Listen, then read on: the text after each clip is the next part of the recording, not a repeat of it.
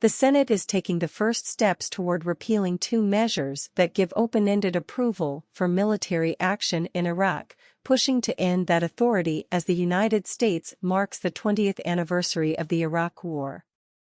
Senators planned a procedural vote Thursday on legislation that would repeal the 2002 measure that greenlighted that March 2003 invasion of Iraq and on a 1991 measure that sanctioned the U.S.-led Gulf War to expel Iraqi leader Saddam Hussein's forces from Kuwait.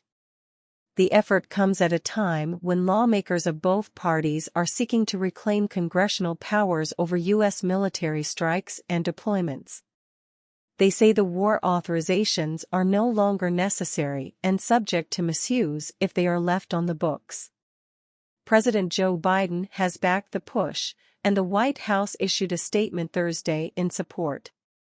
Repeal of these authorizations would have no impact on current U.S. military operations and would support this administration's commitment to a strong and comprehensive relationship with our Iraqi partners, the statement said. The vote comes almost 21 years after the contentious Senate vote to give President George W. Bush the authority he had sought to invade Iraq.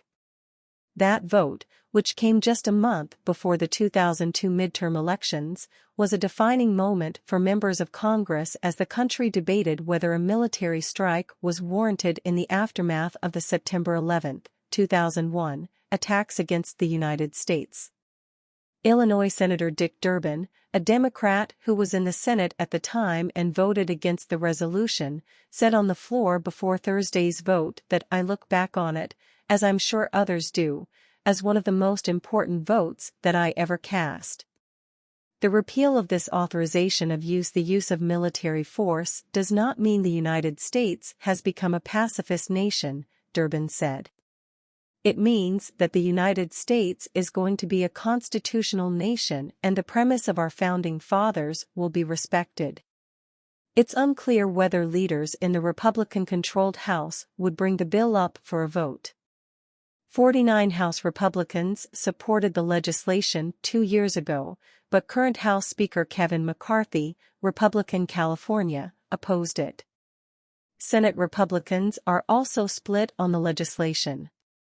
While several GOP senators have endorsed it, opponents argue that the repeal could project weakness to U.S. enemies. Some have also pointed out that President Donald Trump's administration cited the 2002 Iraq War resolution as part of its legal justification for a 2020 U.S. drone strike that killed Iranian General Qasem Soleimani. If the Senate, as expected, votes to move forward Thursday with the legislation, senators could spend up to 2 weeks considering it. Republicans who oppose the repeal are expected to offer amendments. In the statement of policy, the White House said Biden would work with Congress to replace the authorizations with a narrow and specific framework more appropriate to protecting Americans from modern terrorist threats. It said the president wants to ensure that Congress has a clear and thorough understanding of the effect of any such action and of the threats facing U.S. forces, personnel, and interests around the world. Senate Democrats also could push for their own amendments. Senate Majority Leader Chuck Schumer, Democrat New York, said in the hours before the vote that he was glad that the repeal is a bipartisan effort after the Iraq conflict was the cause of so much bitterness in the past. Americans are tired of endless wars in the Middle East, Schumer said.